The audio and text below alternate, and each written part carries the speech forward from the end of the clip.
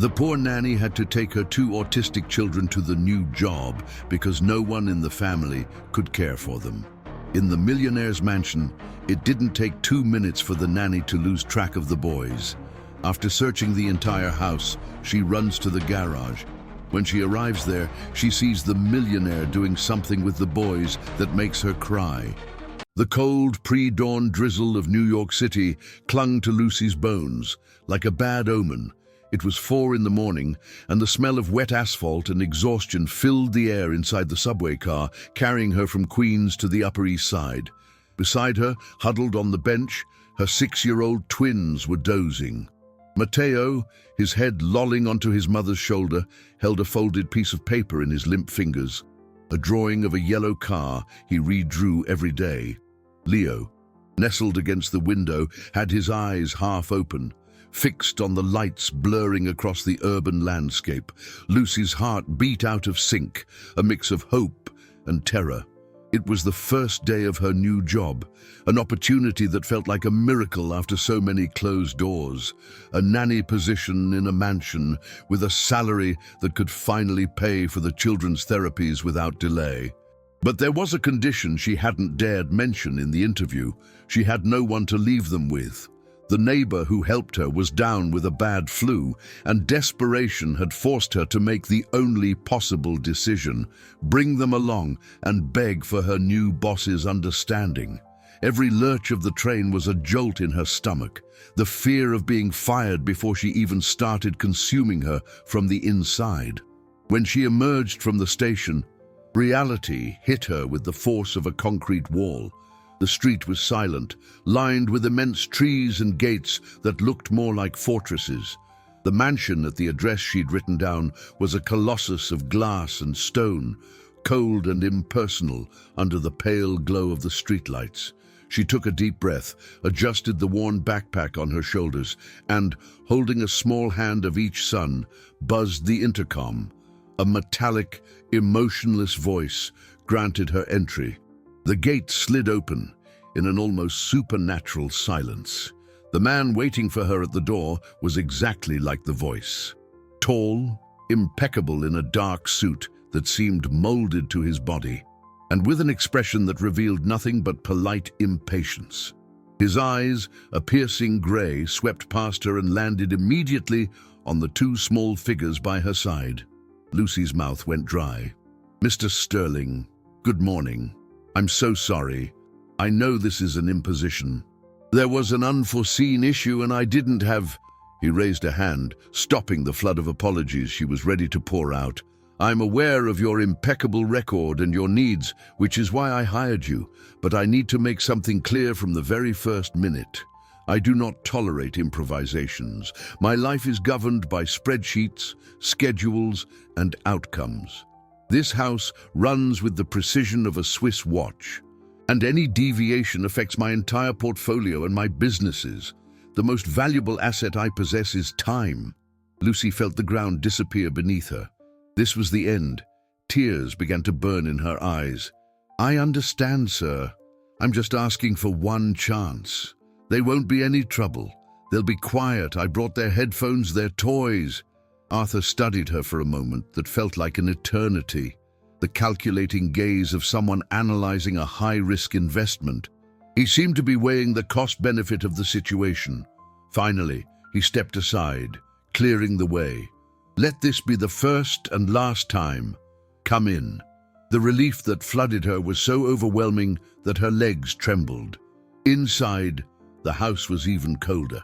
The scent of imported flowers and cleaning products mingled with an oppressive silence. There were no photos, no colors, just the sterile perfection of a decorator's catalog.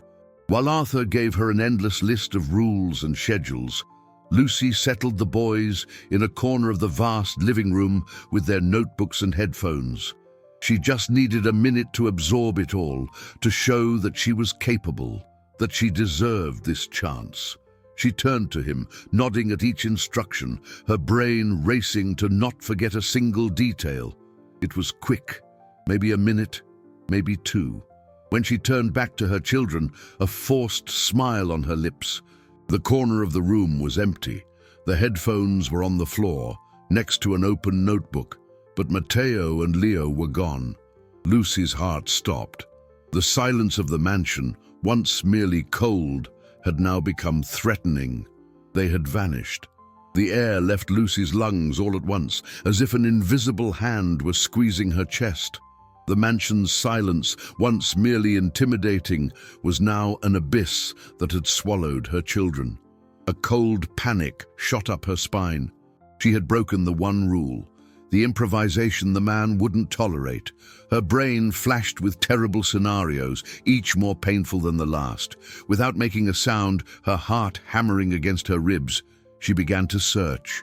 Immense, empty halls with furniture covered in ghostly white sheets. A balcony overlooking a perfectly manicured but deserted garden. The kitchen, a labyrinth of stainless steel and marble, as cold as a morgue. Nothing. Every open door revealed more emptiness, more silence. Guilt gnawed at her. She was a terrible mother, an irresponsible professional. She would lose the job, the money for rent, for the therapies. She would be back at square one, in line at temp agencies, facing the pitying stares of others. The tears she had held back in front of Arthur now threatened to spill over, hot and desperate. Where could they have gone? The house was a maze, but it was also a secure fortress. Then an intuition pulled at her. Not a logical thought, but a subterranean current, the same one that let her know when one of the twins was about to have a meltdown. A side hallway she hadn't noticed, ending in a heavy, handleless door with only a digital keypad. It was slightly ajar. Holding her breath, she pushed it open. It was the garage, and the first thing she heard was a low sound, a rhythmic vroom, vroom, followed by a child's laugh, pure and crystalline, that echoed off the polished concrete. The image that revealed itself made her stop, paralyzed. Amid a collection of cars worth a fortune, gleaming under the LED lights, was a yellow Lamborghini, as vibrant as a sunflower. Crouched beside it, his impeccable suit creased at the knee, was Arthur. He was holding his phone, not like a businessman checking stocks, but like a photographer. And in front of the car, one on each side, were Matteo and Leo, smiling.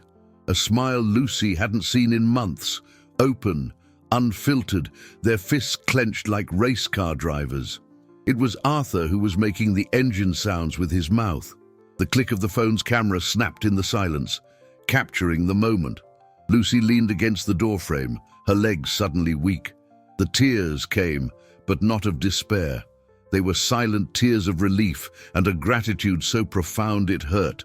For the first time in a very, very long time, she saw pure joy on her children's faces, a joy the world outside always seemed to want to steal. Arthur saw her in the car's reflection. Surprise crossed his face, followed by genuine curiosity when he saw her tears. He stood up, straightening his posture, the mask of control trying to reassemble itself. "Matteo dropped this in the library," he said, his voice softer than before, showing her the small, crumpled drawing of the yellow car. "I deduced they liked the color. And cameras?" He looked at his phone screen and, in an unexpected gesture, turned it towards her. "And come and see." The picture was perfect. It captured the essence of each boy, Leo's exuberance, Matteo's serene focus. In that instant, the barrier between them dissolved. He wasn't the billionaire, the boss. She wasn't the nanny. They were just two people witnessing a small miracle. He looked at her, his grey eyes trying to understand the depth of her emotion. And Lucy felt a current of tenderness pass between them, fragile and frightening. The moment stretched, suspended in the air. Then the main garage door opened, and a woman in an austere suit with a disapproving gaze entered, breaking the spell. "Mr. Sterling, your coffee. And who are these children?" Arthur's voice cut through the tense air of the garage with surgical precision. "Mrs. Albright, this is Lucy, the new nanny, and these are her sons, Matteo and Leo. They'll be staying." He offered no further explanation. The sentence was an order, not an invitation for dialogue. He turned to the household manager, his grey gaze regaining all its authority. "The coffee, in the breakfast nook, please." Mrs. Elvira Albright, the woman who had run the mansion with an iron fist for over a decade, felt the blow. Her face, a mask of rigid professionalism, twitched for a millisecond. It was enough for Lucy to sense the hostility emanating from her. The manager shot a quick, cutting glance at the children and then at Lucy, a look that measured, judged, and dismissed, before turning and walking away with firm, silent steps, the personification of disapproval. The moment's spell was broken, but something had changed forever. Arthur, embarrassed by the vulnerability he had shown, retreated into his formality. "Show her to the guest room out back, and make sure there are no more surprises." That afternoon, Lucy felt a courage she didn't know she possessed. After settling the boys and giving them a snack, she asked Arthur's permission to go out for 2 hours. He looked at her, suspicious, but the image of his son smiling was still strong in his memory. "As long as it doesn't affect the established routine," he acquiesced, already turning back to a spreadsheet on his tablet, as if the matter were a mere item to be checked off a list. Lucy caught the first subway and dove into the chaotic energy of a large craft superstore. There, amid the sea of people and the constant noise, she felt at home. With the little money she had, she bought poster board, colored markers, felt sheets, magnets, and cardboard boxes. Each item was a piece of a puzzle only she understood. Back at the mansion, she transformed the guest room, an elegant and lifeless space, into a sanctuary. On the wall, she taped up a large visual clock made of poster board, with drawings indicating time to eat, to play, to read. Beside it, a routine board with magnets, where the boys could see and anticipate each step of their day. She created a texture box with scraps of felt, raw rice and beans, cotton balls, and fine sandpaper. It was nothing compared to the immense wealth surrounding her, but it was a capital of affection, an investment in her children's security. The next day, for the first time in weeks, the mansion woke up to a different smell. Not the artificial aroma of imported flowers, but the warm, comforting scent of blueberry muffins baking in the oven and freshly brewed coffee. Mrs. Albright watched from a distance, her lips a thin line, as Lucy served the boys, who ate in focused silence. The manager saw this as an affront, a breach of protocol, a deprofessionalization of the environment. The sound of the children's soft laughter in the afternoon as they explored the texture box was like a dissonance in the silent symphony she worked so hard to maintain. Arthur, for his part, began to notice. He came home earlier than usual, using the excuse of needing to pick up some documents. The truth was, he had been drawn by the subtle shift in the house's atmosphere. The silence was no longer oppressive. It was filled with a small, vibrant life. He stopped in the hallway, unseen, upon hearing Mrs. Albright's voice, low and hissing, coming from the kitchen. "This won't last. You don't understand your place here. People like you are temporary. The order of this house is what remains."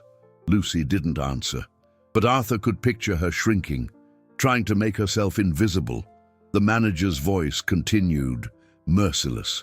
"One mistake, a single slip-up, and I will personally see to it that you go back to where you never should have left."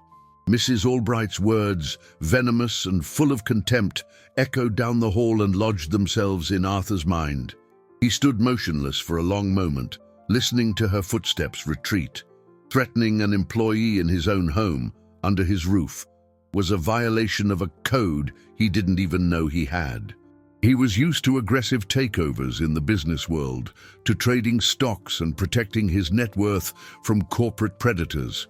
But this was different. This was petty, cruel. The image of Lucy, always apologizing for her own existence, superimposed itself on the memory of her sons smiling in the garage. The coldness with which the manager tried to crush the small flame of life that had sparked in the mansion stirred a cold, calculated irritation in him. The order, "Mrs." Albright, so prized, was beginning to look a lot like the loneliness he worked so hard to ignore. Hours later, she requested a meeting in his office. With the posture of someone presenting a profit and loss report, Mrs. Albright listed her complaints. She spoke of the breach of protocol, the security risks with the children, the inappropriateness of the scattered toys. She used terms like depreciating asset to refer to the house's image.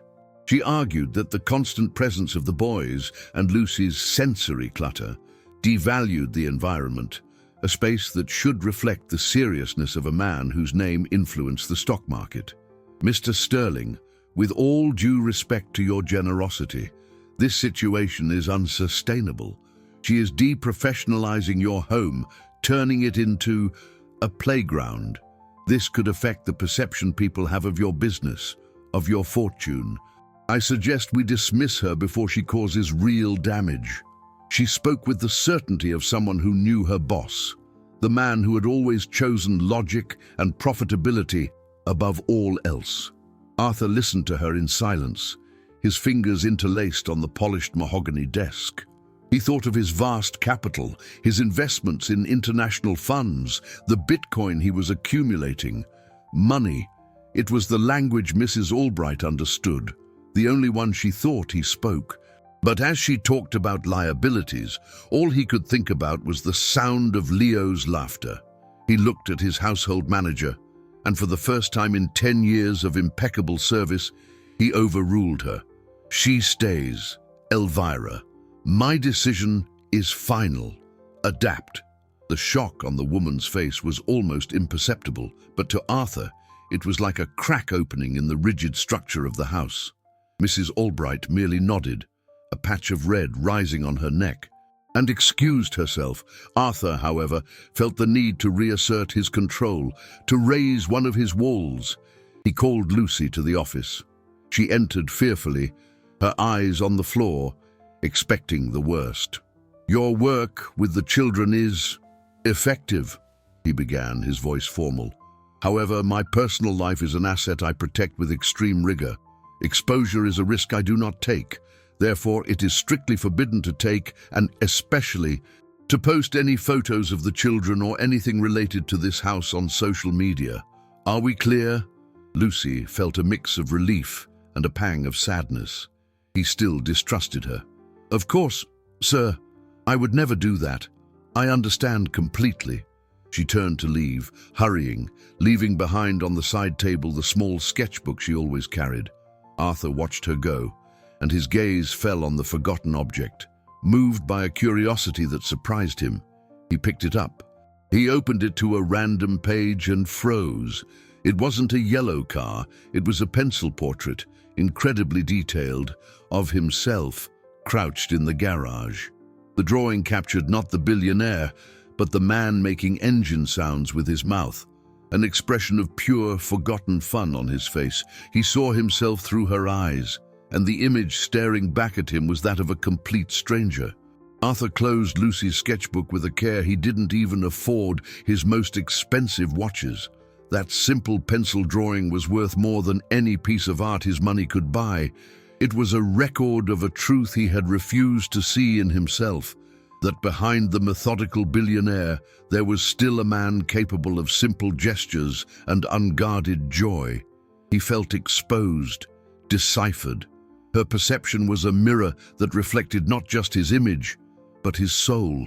He put the sketchbook in his desk drawer as if to protect the secret, but the image remained seared in his mind. Later, when he found her in the kitchen preparing the boys' dinner, he simply opened the drawer and placed the object on the counter, without a word about what he'd seen. "You left this in my office," was all he said, his voice neutral.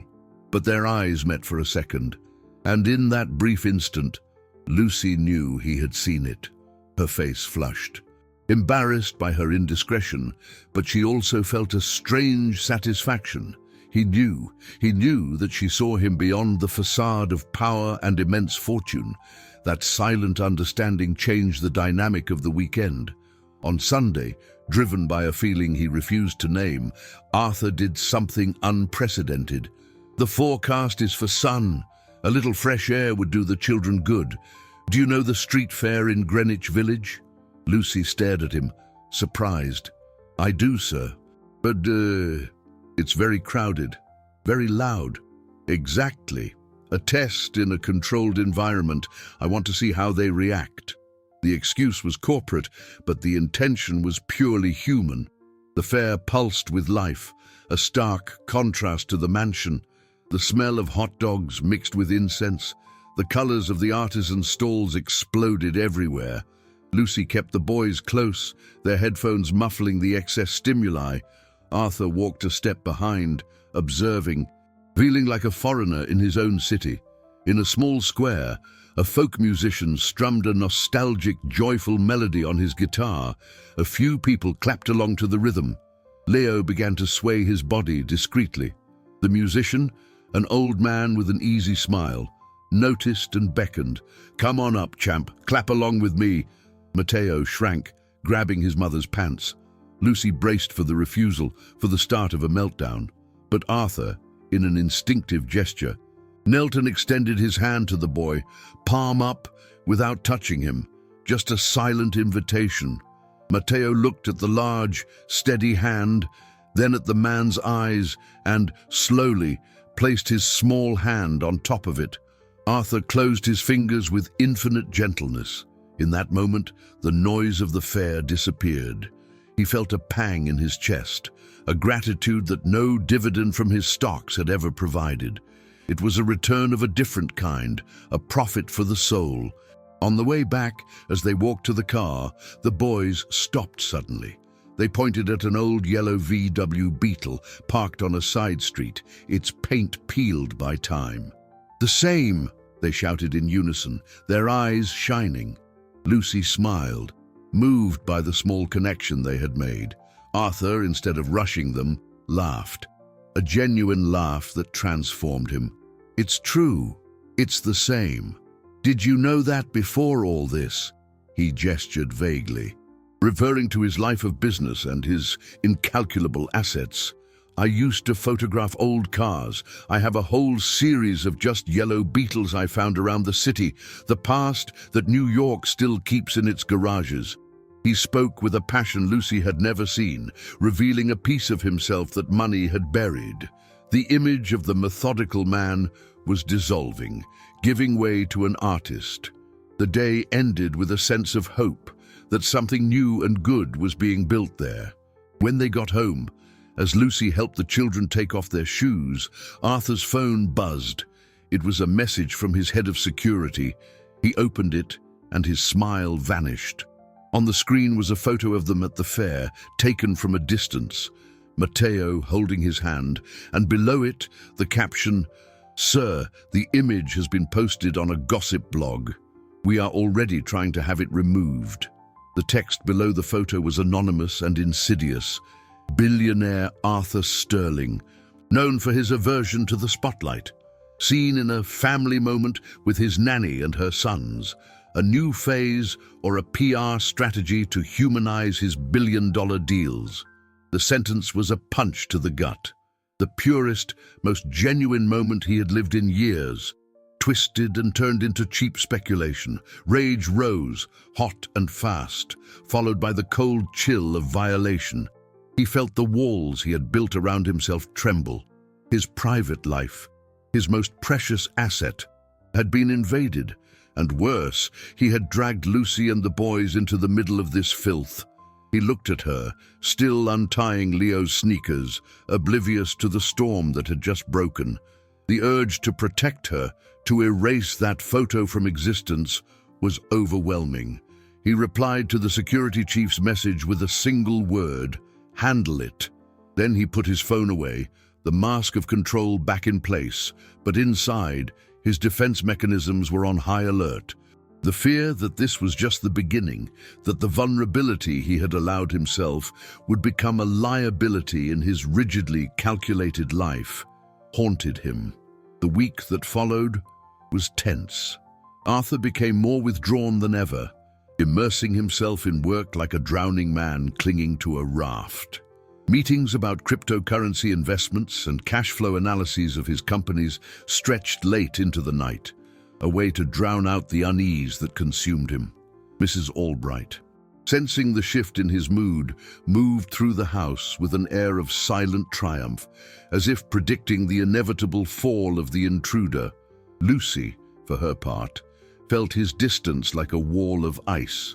She didn't know about the photo, but she noticed the withdrawal, the formality that had returned with full force. She attributed it to some mistake she had made, and the fear of being fired returned to haunt her. She dedicated herself even more to the boys' routine, as if perfection in her work could shield her from the storm she felt approaching. The calm was broken by an invitation to the fall festival at the school, where the boys received specialized support. Lucy hesitated. Festivals were a sensory trigger, a minefield of lights, sounds, and smells. But the boys were excited, especially Matteo, who had helped make a yellow banner in his therapy session. She decided to risk it. Arthur, when informed, merely nodded, saying he couldn't go due to an unavoidable meeting about European investment funds. The festival was exactly as Lucy had feared, a chaos of loud music, flashing lights, and the strong smell of popcorn and apple cider. She found a quieter corner, trying to create a bubble of safety for her sons. For a while, it worked. But when the school talent show began, the sound level increased drastically.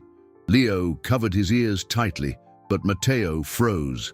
His body went rigid, his eyes fixed on some distant point, his breathing shallow. It was the beginning of a sensory overload. Lucy hugged him, whispering the breathing techniques they practiced. That's when the school coordinator approached, her forced smile not hiding her irritation. "Ma'am, perhaps it would be better to take him somewhere calmer. Your being here, so on top of him, might be making him even more agitated." Sometimes, these overprotective mothers can hinder a child's development.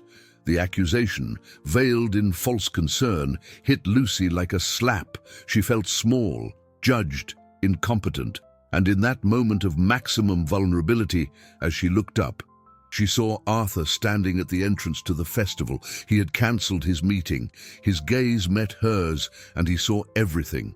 Matteo's pain, Lucy's anguish, and the coordinator's unfair judgment. He walked toward them, his expression unreadable, and the coordinator turned to him, her smile becoming fawning. "Mr. Sterling, what an honor! I was just explaining to the mother that, for the good of the institution, we need to maintain order." The pressure in Arthur's chest was immense. The coordinator, with her talk of the institution's image and the need for order, was speaking a language he knew well. It was the language of boardrooms, of shareholder meetings, where public perception was an asset as valuable as any stock on the market. For a terrible moment, he wavered. The easy solution, the one his PR advisor would applaud, was to give in. Politely ask Lucy to step away, to calm her son out of sight and avoid a scene that could become a liability for his already tarnished reputation. His mind, trained to calculate risks and maximize profits, screamed at him to protect his social capital, his image as a controlled, infallible man. He opened his mouth to say something neutral, to manage the crisis in the most efficient and sterile way possible. But then, his gaze shifted from the coordinator and focused on Matteo. The boy, still trembling in his mother's arms, did something that stopped Arthur's world. He raised his small hand, placed 2 fingers on his own belly, looked at his mother, and took a deep breath, exactly as she was whispering in his ear. "Breathe in, breathe out." It wasn't the gesture of a spoiled child. It was the discipline of a soldier in the midst of chaos, a tool, a survival strategy that Lucy, with her patience and wisdom, had built within him. Arthur understood in that millisecond that what he was seeing wasn't fragility, but immense strength. The wealth Lucy offered her sons couldn't be measured in dollars or euros. It was an asset of resilience, a treasure of self-awareness. He turned to the coordinator. the ice in his eyes sharper than any fury. "The problem, ma'am," he said, his voice low but carrying the weight of his fortune and power, "is not the child nor the mother. The problem is an environment that calls itself inclusive but isn't prepared to handle a child's reality. The order you so prize is failing him." He didn't wait for a response. With a protective gesture, he placed a hand on Lucy's back. "We're leaving." He guided them out of the festival, leaving behind a pale-faced coordinator and a trail of whispers among the influential parents who had witnessed the scene. In the car, in silence, he made a decision. He called his chief investment manager. "Cancel the investment we were planning for tomorrow. I want you to create an educational fund in absolute secrecy. We're going to finance a complete inclusivity training program for that school." He was turning his anger into an investment. Back at the mansion, the atmosphere was different. The silence was not of tension, but of a deep understanding. While Lucy made chamomile tea to calm the boys, Arthur watched them draw at the kitchen table. The barrier between boss and employee completely gone. He felt stripped of his defenses, and for the first time it didn't frighten him. He felt at home. The doorbell chimed through the mansion, sharp and unexpected. Mrs. Albright, who had been observing the domestic scene with open disdain, went to answer it. Seconds later, she returned to the kitchen, the shadow of a victorious smile on her thin lips. "Mr. Sterling, you have a visitor." And then she walked in. A tall, blonde woman, dressed with an elegance that money buys but breeding refines. She carried a designer handbag and wore an expression of arrogant familiarity. Her blue eyes scanned the scene. Arthur relaxed. Lucy with a mug in her hands, the children, and settled on Lucy with a coldness that could freeze tea. "Arthur, darling," the woman said, her voice melodic and dangerous. "Aren't you going to introduce me to the help?" It was Camille, his ex-fiancée. The air in the kitchen grew dense, heavy. Camille's arrival sucked all the warmth out of the room, leaving a cold vacuum. Arthur stiffened, his relaxed posture from seconds before instantly morphing back into the armor of the multimillionaire businessman. It was a conditioned reflex, forged in years of negotiations and social appearances. Camille was part of the world he inhabited, a world where relationships were essentially transactions and every gesture was a calculation of loss and gain. "Camille, what a surprise," he said, his voice devoid of any emotion. He didn't invite her to sit, but she glided into the kitchen as if the space belonged to her by birthright. Her blue eyes, cold as ice, passed over Matteo and Leo as if they were furniture before fixing on Lucy with an insulting analysis. "The help," she repeated, savoring the word. "I thought Mrs. Albright handled everything. I see you're diversifying your investments." The irony was a sharp weapon. Lucy felt the blood drain from her face. She shrank instinctively, wanting to merge with the wall, to disappear. She felt like a crumpled dollar bill in a wallet full of hundreds. "This is Lucy, the children's caregiver." Arthur corrected her, his voice firm, cutting through the insinuation. He made sure to use a professional term, a way of giving her a shield. "And these are Matteo and Leo." Camille offered a smile that didn't reach her eyes. "Ah, yes, the children. I heard some rumors at the club. Such an altruistic gesture on your part, Arthur. But you must be careful. Charity can sometimes be mistaken for opportunity. A friend of mine had a terrible experience. Her husband got too attached to the maid's offspring, and before she knew it, the family's estate was at risk. The threat was clear. Wrapped in silk, she was marking her territory, reminding Lucy of her place, and Arthur of the social rules he couldn't break without consequences. Lucy took a step back, gripping the mug handle so tightly her knuckles turned white. She wanted to say she wanted nothing, that she only needed the job, but her voice wouldn't come. Arthur sensed her silent panic. "My net worth and my personal decisions are not up for discussion, Camille. What do you want?" His coldness made her take a step back. "My darling, just a visit. I heard you declined the invitation to the stock exchange charity dinner. Your absence was noted. You know how it is in our business. Presence is an important asset. They're saying you've been distracted." She approached the table, her expensive perfume invading the scent of chamomile tea.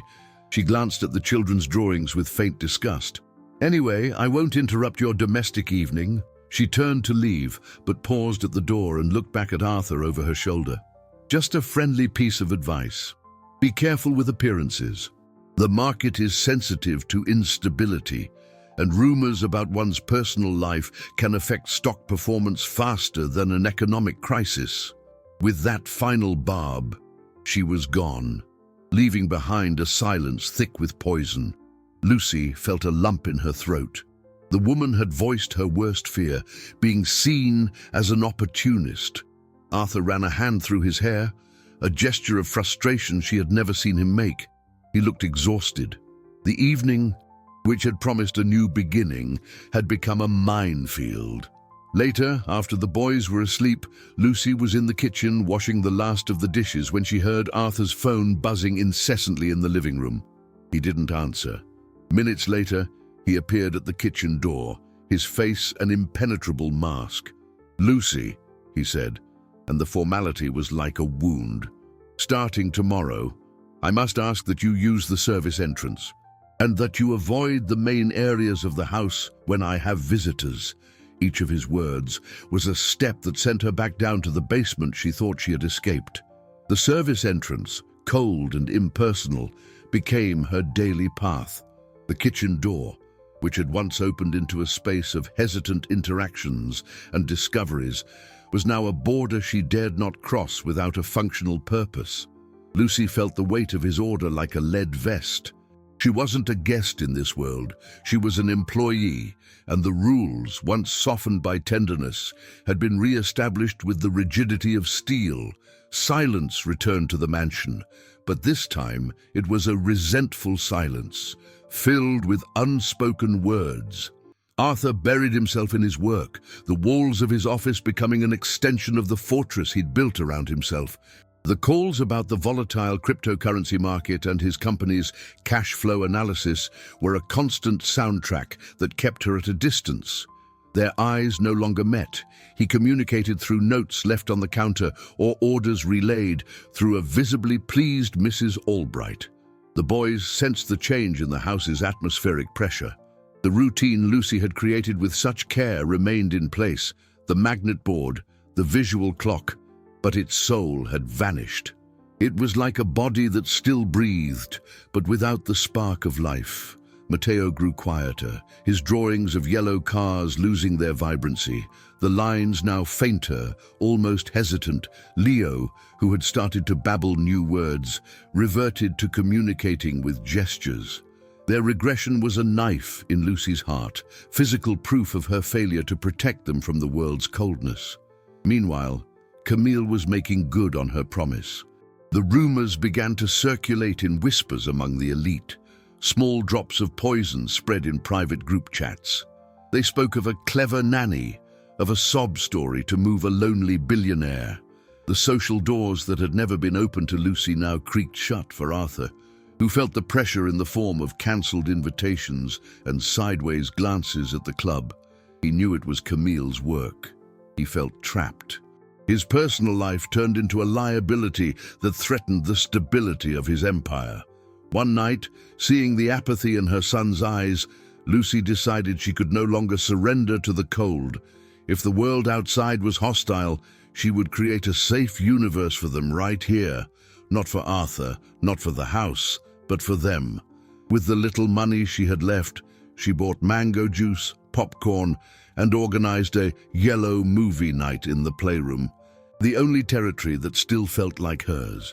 She scattered yellow cushions on the floor, dimmed the lights, and projected an old animated cartoon about a talking car onto the wall with a small device she'd brought from home. It was simple, almost improvised, but it was an act of resistance. Sitting on the floor with the boys, one nestled on each side, She felt a warmth that didn't come from the mansion's heating system. It came from within. Arthur, coming downstairs for a glass of water, paused in the hallway, hidden by the shadows. He saw the scene, the three silhouettes framed against the projector's light. Leo's soft laughter, Matteo's focused gaze. He felt a pang of something that was a mix of envy and an immense longing for something he'd never had. At the end of the cartoon, as the credits rolled, Matteo turned to his mother. He didn't hug her, didn't make a grand gesture. He just looked into her eyes and said, with a clarity that made the air vibrate, "Thank you." Lucy felt the tears come. In the dimness of the hallway, Arthur brought a hand to his mouth, as if to stifle a sound. He bit the inside of his lip, a sharp, physical pain against the overwhelming urge to cross that space and hold her. The next morning dawned with a different light, as if the small bubble of happiness from the night before had left a trace in the air. Arthur came down for coffee and, instead of locking himself in his office, he stopped at the kitchen door. Lucy had her back to him, preparing the boys' breakfast, and was humming a soft, old melody.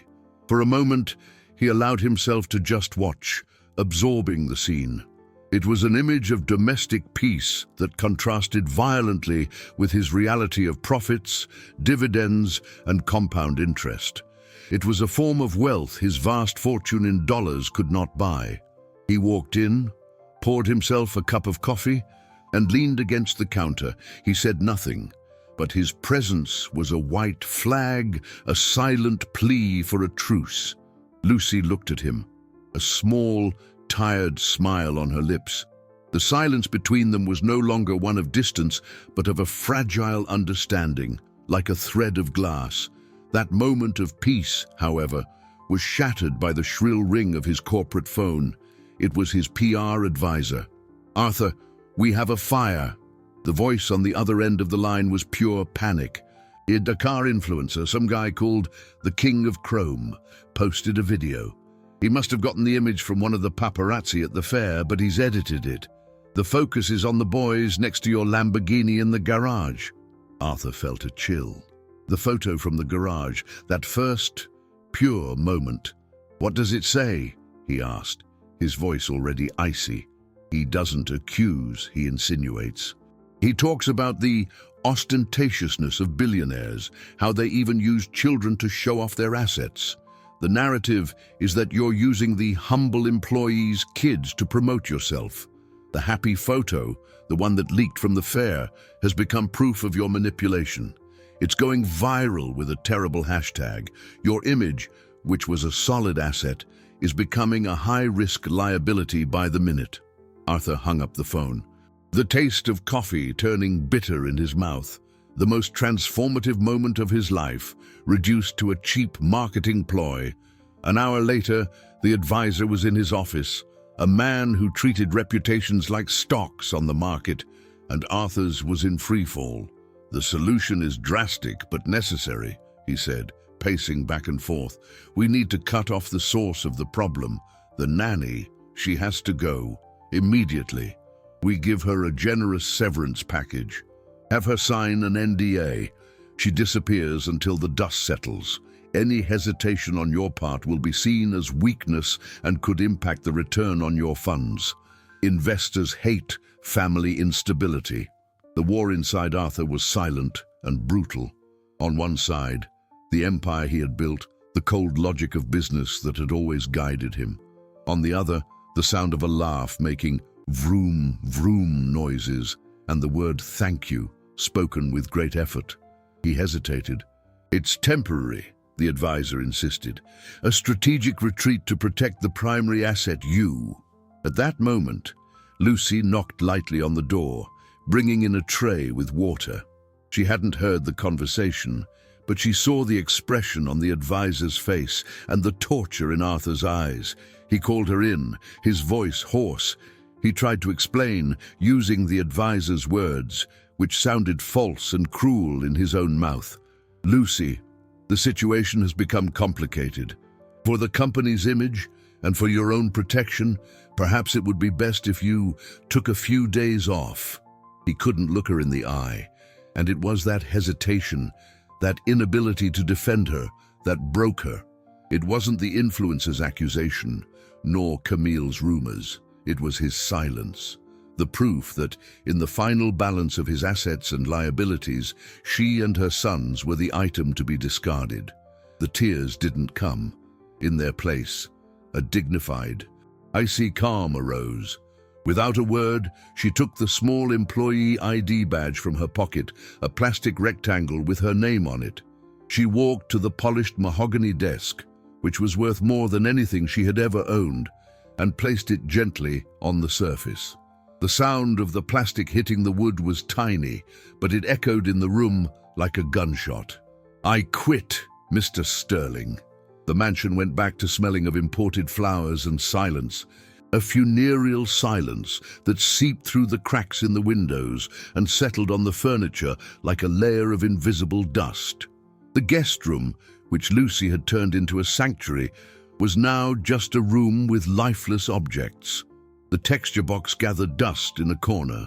The routine board on the wall was a mute reminder of an order that had fallen apart. In the 2 days that followed Lucy's departure, Arthur discovered the full extent of his mistake.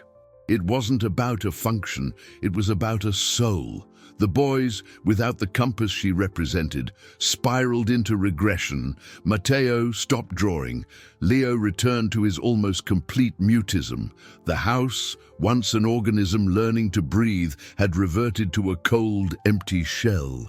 The billionaire, the man who commanded an empire with a click on his laptop, was utterly powerless in the face of their silent pain. Driven by a desperation that bordered on humiliation, he tried to replicate the routine.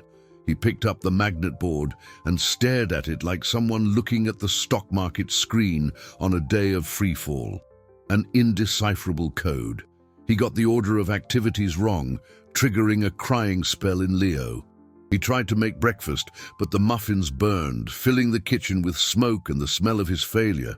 At night, he tried to read a story, but his voice, accustomed to dictating memos and closing multi-million-dollar deals, lacked the melody, the cadence, the magic of hers. He was a foreigner in his own home, an incompetent manager of the only capital that truly mattered, and the guilt consumed him. The image of Lucy placing her ID on his desk was a ghost that haunted him. He had left her unprotected to save himself, and the universe was now charging him interest on that cowardice.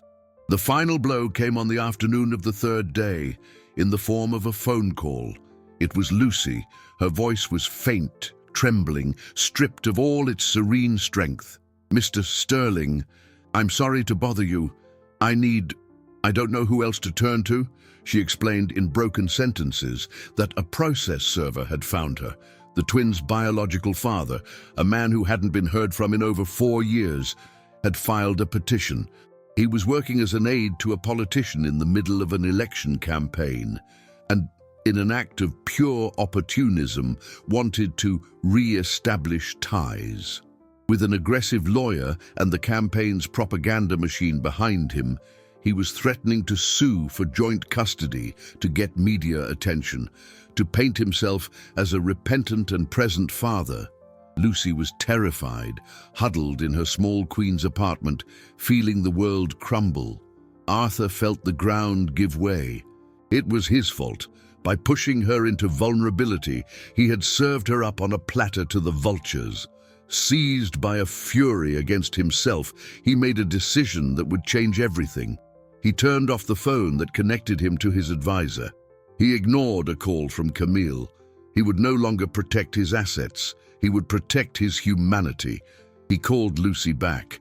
"I'm on my way. Don't do anything." He offered her what he always offered to solve problems: money. The best family lawyers in the country, an entire team to protect her, whatever the cost. But for the first time, his offer was refused. "No, Mr. Sterling," she said, her voice regaining a thread of firmness. "I don't want your money." There was a pause. "I just need to be heard. I need you to be there, by my side. No control, no contract, as a partner." The word partner hit him with the force of a revelation. She wasn't asking for a savior. She was asking for an equal. "Yes," he answered, his voice thick with emotion. "I will be." The day of the meeting at family court dawned grey, the fine New York drizzle wrapping the city in a melancholic fog that mirrored Lucy's state of mind. Arthur arrived at the Queen's apartment before dawn. He didn't come in the yellow Lamborghini, but in a discreet sedan without a driver. He wore chinos and a simple shirt, not the suit that was his armor. Seeing him standing at her door, so out of place yet so present, Lucy felt a wave of gratitude that overcame her fear. For the first time, he wasn't the multimillionaire, but just Arthur, the man who made engine sounds with his mouth. The journey to the courthouse was made in silence, not of distance, but of communion. It was the journey of two worlds colliding, the Upper East Side mansion and the Queen's apartment, united by a common cause. On the crowded subway, Arthur held the overhead rail with one hand and with the other, without realizing it, created a subtle barrier, protecting Lucy's space from the pushing crowd. It was a small, instinctive gesture, but it was worth more than any verbal promise. It meant, "I am here." The mediation room was small, stuffy, and impersonal. On the other side of the table, the biological father, Rick, wore a rehearsed smile, flanked by a lawyer in a shiny suit and a press aide with a phone in hand, ready to capture the emotional reunion. They were expecting a spectacle, a desperate mother and a magnanimous father. What they found was Lucy's quiet dignity and Arthur's unshakable presence. There was no spectacle. Lucy didn't cry or accuse. She just spoke. With the serenity of someone who knows the truth, she presented the facts, detailed medical reports, therapists' evaluations, notes and drawings from the school teachers. She showed the notebook where she recorded every small milestone, every meltdown, every victory her sons had. It was a dossier of love and dedication, a cash flow of care that no financial capital could buy. Arthur, beside her, just listened. His presence, however, was a powerful asset. When Rick's lawyer tried to disqualify Lucy, insinuating she lacked structure, Arthur intervened with a single sentence, spoken in a low, sharp voice. "A family's structure isn't measured in assets, counselor, it's measured in presence, and I am a witness to this mother's constant presence." The mention of the school he was funding, made discreetly by his own lawyer, and the calm testimony of one of the teachers who appeared voluntarily, proved Lucy's care and commitment. Rick's press aide began to sweat. The repentant father narrative was turning into opportunistic father. The risk of his boss's campaign being tainted by negative publicity was high. Rick, realizing the stunt was backfiring, retreated. He dropped the petition, claiming he only wanted what was best for the children and didn't want to cause more trauma. The war was over. On the way back, the tension dissipated, replaced by a deep exhaustion and immense relief. Back in the apartment kitchen, under the warm light of a single bulb, Lucy poured coffee into two simple mugs. It was there, in that humble space, that the confessions came.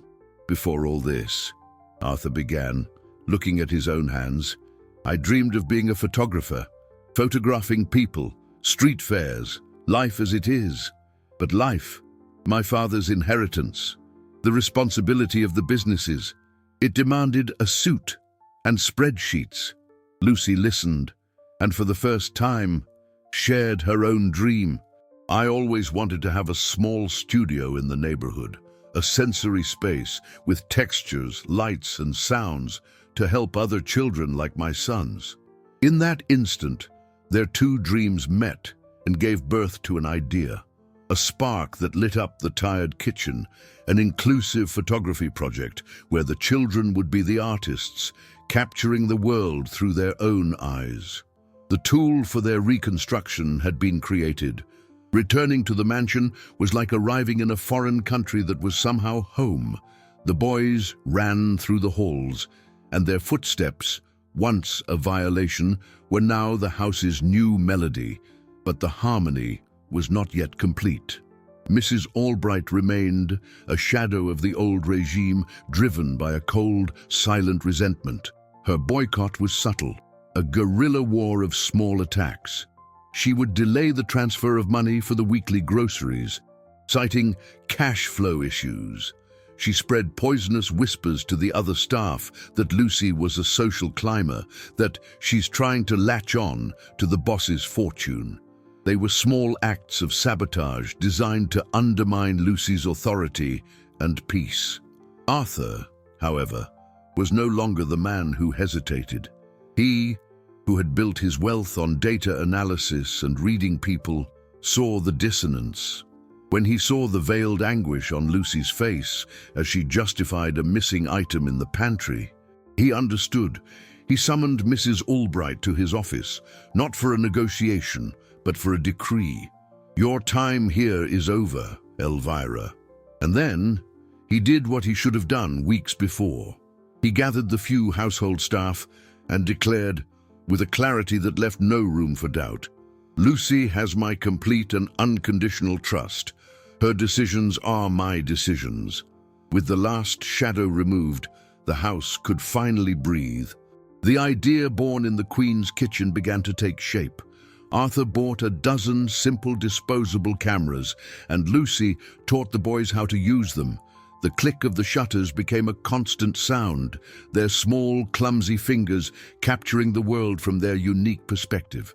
The project culminated in an exhibition, a bold idea of Arthur's to seal the mansion's transformation. The doors, once closed to protect a portfolio of assets, were opened to share an asset of affection with the neighborhood. The main hall, once a mausoleum of cold elegance, was adorned with dozens of small photos. Yellows everywhere, a beetle, the sun through leaves, the Lamborghini, a bowl of mangoes. There were also shaky smiles, hands held, Lucy's bare feet on the grass. The school, seeing the positive reception of the project at a small showing they held in a local park, reached out to Arthur, asking to join the initiative and turn it into a permanent program. The coordinator, who had once judged them, now asked for advice. The night of the exhibition was magical.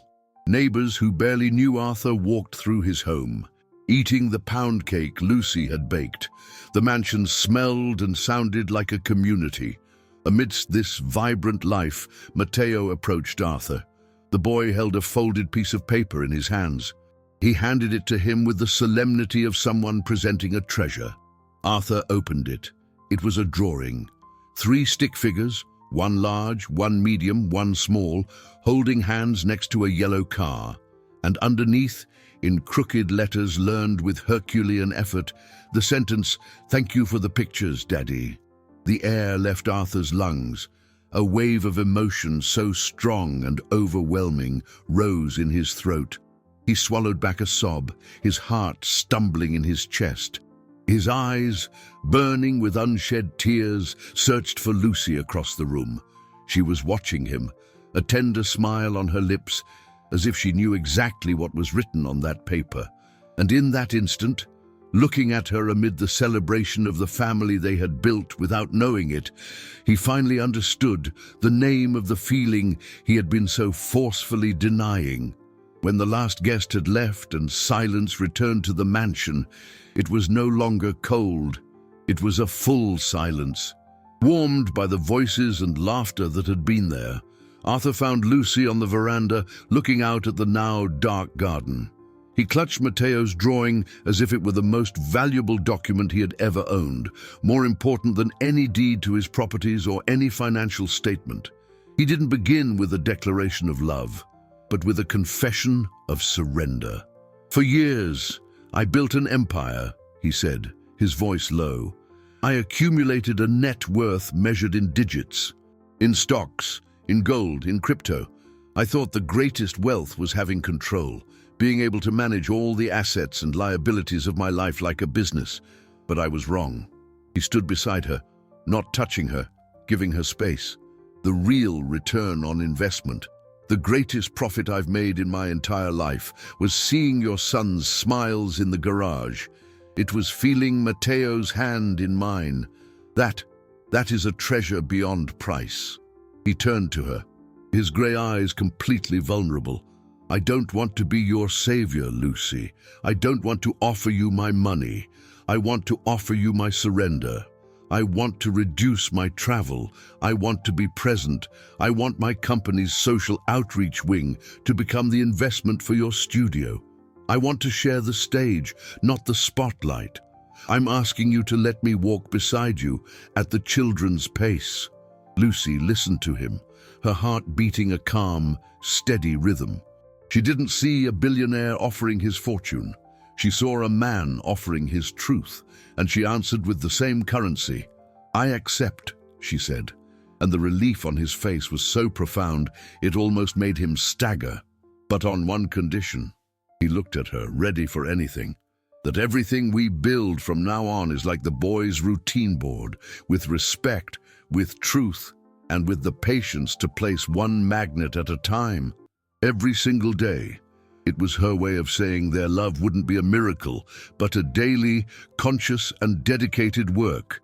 He smiled, a genuine smile that lit up the night. "It's the best deal I've ever closed." Later, when the boys were asleep and the house was quiet, a magnetic force drew them back to where it all began. The garage.